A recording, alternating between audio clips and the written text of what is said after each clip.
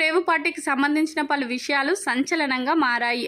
బెంగళూరులో ఓ వ్యాపారవేత్త పుట్టినరోజు సందర్భంగా నిర్వహించిన ఈ పార్టీలో భాగంగా పెద్ద ఎత్తున వ్యాపారవేత్తలతో పాటు రాజకీయ నాయకులు, సినీ సెలబ్రిటీలు హాజరయ్యారంటూ వార్తలు వచ్చాయి. ఇక ఈ పార్టీలో భాగంగా పలువురు టాలీవుడ్ సెలబ్రిటీలు కూడా హాజరయ్యారని పోలీసులు వెల్లడించారు. ఈ క్రమంలోనే నటి హేమ పేరును పోలీసులు తెలియజేయడమే కాకుండా ఆమెకు నోటీసులు కూడా పంపించడంతో ఈ విషయం కాస్త హాట్ టాపిక్ గా మారింది. అయితే తాజాగా ఈ పార్టీపై నటుడు నవదీప్ చేసినటువంటి కామెంట్లు వైరల్ అవుతున్నాయి.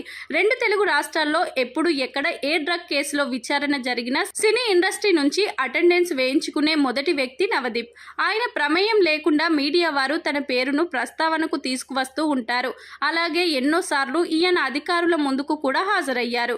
అయితే మొదటిసారి బెంగళూరుకు సంబంధించిన రేవు పార్టీలో భాగంగా ఈయన పేరును ప్రస్తావనకు తీసుకురాకపోవడంతో ఎంతో సంతోషం వ్యక్తం చేశారు.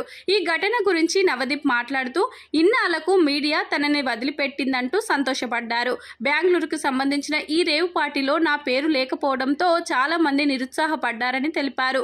మరికొందరైతే ఏంటన్నా ఈసారి నువ్వు ఫేక్ న్యూస్ లో కనిపించలేదంటూ కూడా ఆయనను అడిగినట్లు నవదీప్ తెలిపారు.